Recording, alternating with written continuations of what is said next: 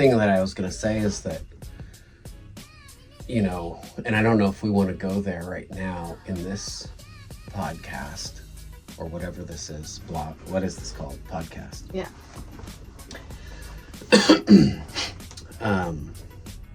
Your voice. Mm-hmm. Your voice coming out has been a huge thing in your life. Mm-hmm. And it's something that really has affected our relationship. And I feel like our relationship has grown at the same measure as your voice coming out. Mm-hmm. I Which just is thought funny of that. because it was totally the enemy silencing me all those years. Like, my whole life I was being silenced, and I felt like it was for your sake. Like, I'm protecting you by not complaining, and I'm protecting you by not speaking up or whatever. I'm protecting you by all these things, and I wasn't protecting you in any way. And I was terrified of being honest with you about my feelings. And that goes into a whole, like, why, and it goes way back to childhood, you know, things. Yeah, well, I'm going to open this because it's getting hot.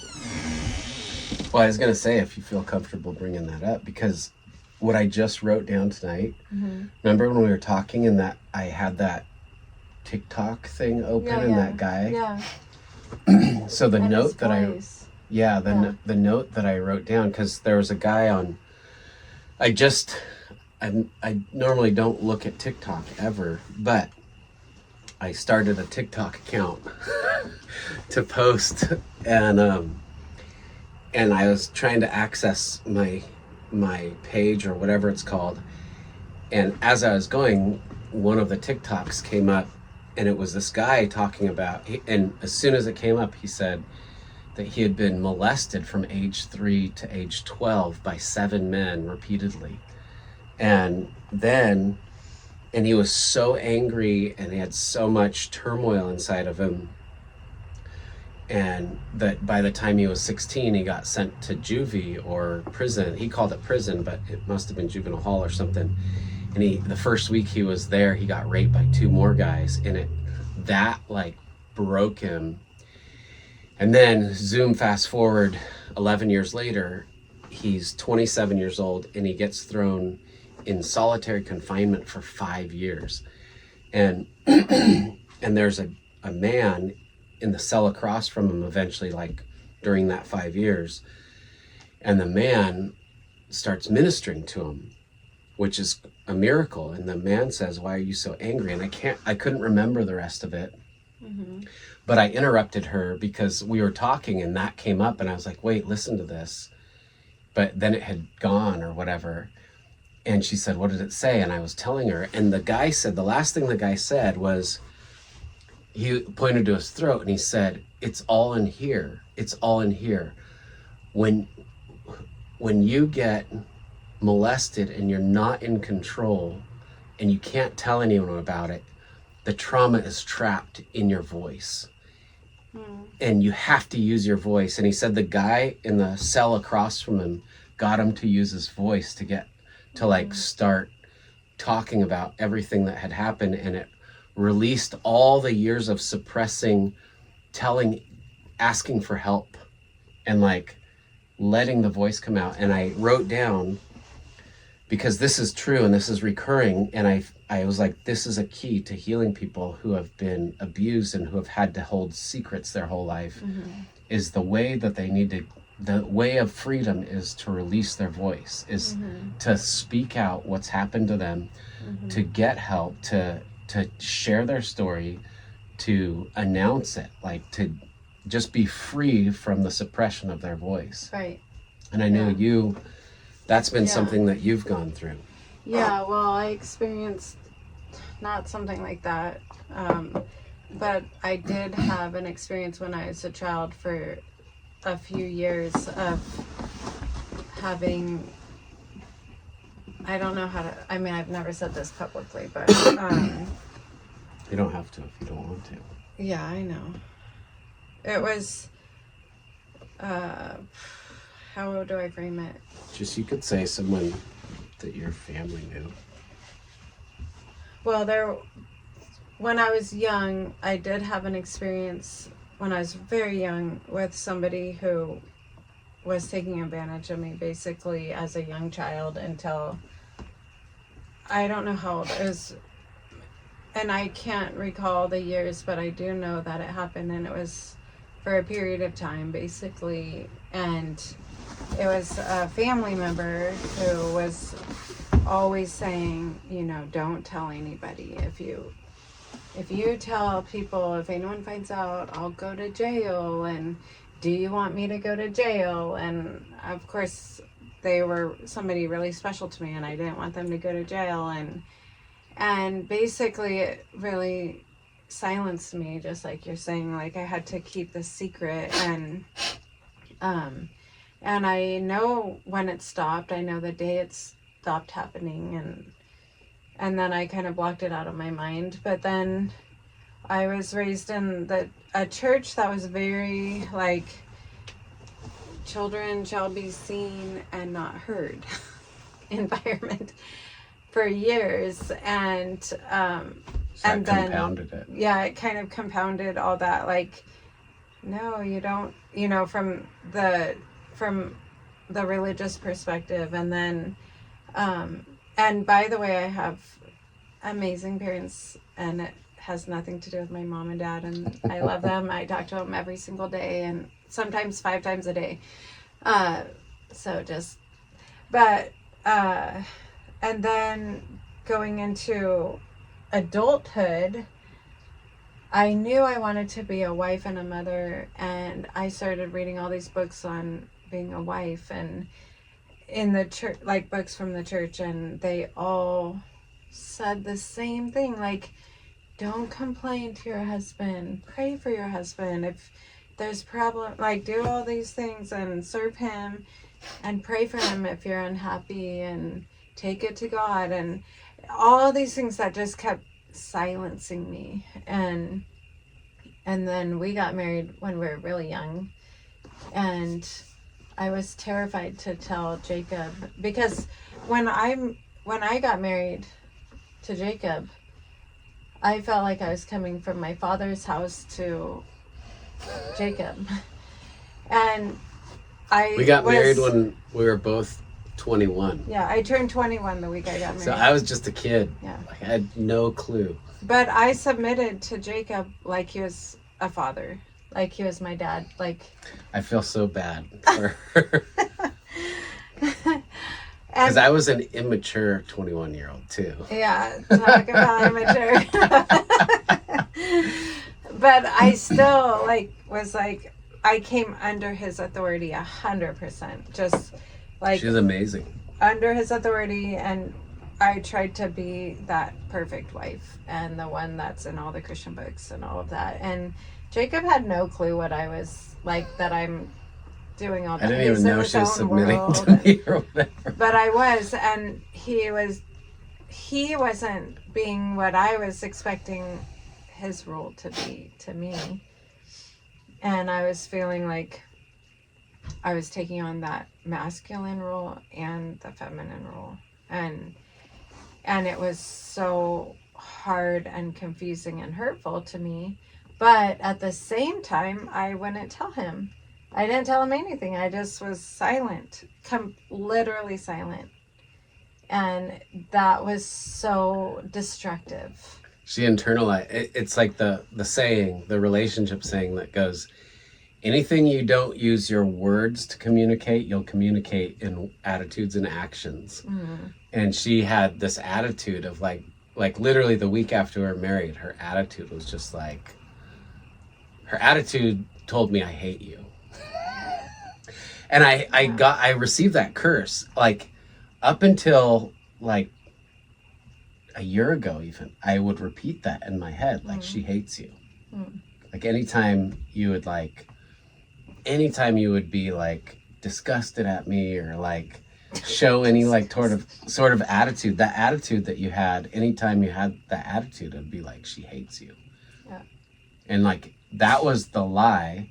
But like, because obviously you love me, or else Right. we wouldn't have survived. 28 years later, I'm still here. Yeah. Well, it was very destructive, and I felt like I was doing what was right and godly by not communicating and by just praying for him and not telling people and not telling him and not being open about my feelings or communicating. But it compounds on itself. Oh, it builds and it builds and it builds and it builds. And it didn't help Jacob to become the man, the husband, or the father that he could be. That I wanted to be. Right. And he was literally clueless, and God put me in his life to help him be a better husband and a better father. But I didn't know that at the time, and I wasn't communicating to him how he could be, or how we could work together to make things better.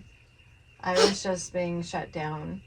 And it wasn't until about 7 years ago that I finally found my voice, and everything changed. Everything came out. Everything changed. It was, for me, the most, I say this to people, I feel like I was born again. And that feeling, I felt like I was a new creation in Christ and born again. And I had the words, I had a voice, I had power. I felt so powerful with my voice. Like I'd never felt power before. I literally felt like I could jump off a building and fly. Not that I would ever try that, obviously, but that's the kind of power I felt when my voice came out for the first time. And it wasn't my voice about what had happened to me in the past. It was just your voice. It was just my voice. Yeah. Like, no, I don't want that. You could have an opinion. Yeah. You could talk. Yeah. Like, no, I don't like that, or I don't want this, or whatever. I mean, I was able to say those small things, but it was a different voice, and it was very powerful. And I think with the voice, it unlocked your identity too, and that's why it was powerful, is because you knew who you were finally. Mm-hmm. And you knew that you had like the authority to be yourself, right, and to be your authentic self, and you weren't going to let anything or anyone stand in your way of being who you are, right, and who you're meant to be, right, yeah, including me, right. And I knew I was stepping into this realm, and that's what I was talking about before, is where I felt like this could end our marriage. But if it doesn't end our marriage, if I don't do it, it could end. You're dead me. already, yeah. I'm like, I can't live this way anymore. I have to be set free, and at the expense of whatever it took, it didn't matter anymore. I had to have my voice. And it didn't end our marriage. It made it very scary for Jacob for a while. For a little while. It was like a very rocky, person, just randomly totally different. Right, but I was committed to our relationship. I didn't change my commitment. Yeah, it took me like a couple of years, I think, to be convinced of that. Yeah. I'm like, I was totally maybe she's committed. gonna just run off at any point because she's doing all this other weird stuff. I was committed to it, but I think Jacob was really nervous. But then we came to this leveling out, where it's like, okay, she's not going anywhere. Okay. And then we were able to come into this, and then Jacob's had a change. Yeah. And it was probably 3 or 4 years into my shift where he's feeling me and then he had a big shift. Yeah. And then that was probably a year of. Did that make you feel threatened? No, I don't feel threatened anymore, really. I don't. I feel like. I don't feel threatened anymore either. I'm like. I mean, in little ways, maybe. In little ways, yeah. But I feel like even like we have this, our dryer broke, and you know, we had this whole thing go on this week, and it's like, And our dryer breaking in our family, there's like 10 people using it. And there's like anything where and you, some needs are like immediate, like I need this right now, emergency needs. yeah. And it happened to be when we got this freak rain, so like can't hang things out on a line, and we have like 3 loads backed up because we didn't know our dryer was broken. And how did I get on this tangent? But anyway, I'm like, About being threatened. yeah, feeling threatened. Like that might have made me like totally stress out in the past, but now I'm like, I don't care. Like I know that I'm not gonna let something like that ruin my time. I'm gonna take authority and be like, I'm gonna take this to the laundromat. I can do whatever. I was like, I don't want you going to the laundromat. I'm gonna figure out how to make. I'm either gonna figure out how to make this thing work, or I'm gonna go get another dryer. Yeah, but it was like, it doesn't impact me in this way that's emotional anymore. Yeah. I'm not emotionally impacted by You're these amazing. things. Like, you're such a warrior when it comes to like, and like that, for me, I'm like so thankful. Like with things like that, you have such a humility, and like, you'll just go to the laundromat. You don't care. I don't care.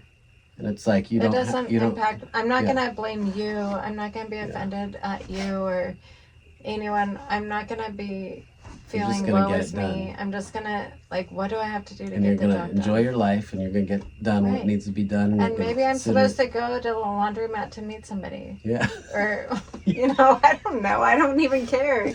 I'm just gonna deal with what comes my way, and that's a big change. Yeah. And that's it's amazing. part of it, I feel like, because I'm no I love longer that. impacted. That confidence in being exactly where you're supposed to be, when you're supposed to be, and just being at peace with it, whatever comes, is like the most powerful and beautiful thing you can do. And the whole course that I created is mostly reflections on you. Mm-hmm. Like the personal healing course is seeing you go through this whole thing. A lot of it is like what I picked up by watching you. Mm. So it's a tribute to you. Oh. Okay. But that's powerful. That's so powerful. Right. You could just be at peace. Right. It's your choice. Yeah. That's what you would start saying when you got your voice and you'd be like, it's my choice how my heart is going to be and how my attitude's going to be. Right. So I'm going to do this. And I'm like, wow. We're in like dire straits, and you're just like, I'm going to be happy. I'm like, what? That's amazing. It's so powerful. I was so jealous of it. I was like, I need to dig myself out of this misery. Choose. Like, what do you want? How do you want to feel? Do you want to feel happy, or do you want to feel like the end of the world just happened because your dryer broke? And I don't care about that. I want to be happy. It's so rare though. So few people have control, like they can stay happy if their world falls apart. Right. Or if somebody else's world falls apart. I'm like, well, I take full credit for you learning that, because I made your world fall apart many times. Well, I used to let it get to me when things happen like that. And now I'm like, I've learned that isn't, I don't have to.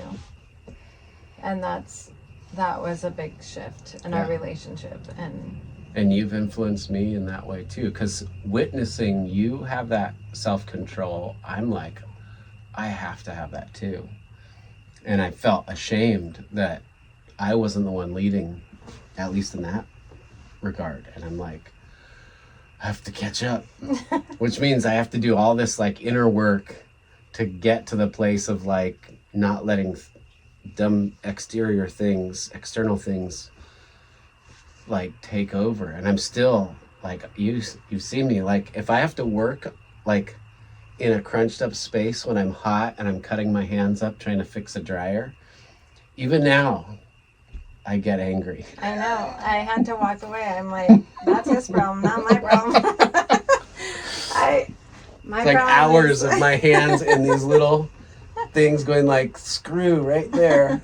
Try to twist off. Why did they design it this way, these stupid manufacturers? I'm like, I just got cut again. And I can't do it for an hour. And right. Stupid dryer. Yeah. Just go get another one. Which we did. We did. We got a different dryer.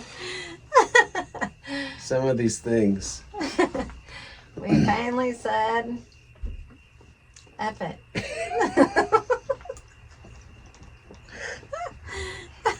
And now it's on a trailer with all the junk, the old one. It was so nice too. It was a red one. It matched all of the other I had a appliances. matching red washing machine and dryer. It was really high end, except for it broke kind of a lot. Yeah. Well, it never broke until now. Well, the first time, remember when we first got it? When we first got it, it had a problem, but we fixed it right away. And I loved the color red, and I had a red washer and dryer, and now I have a white dryer and a red washer. But she's chill. She was just happy that she has a dryer. I am. And it works really well. And I told her if she really wants, I can spray paint it red.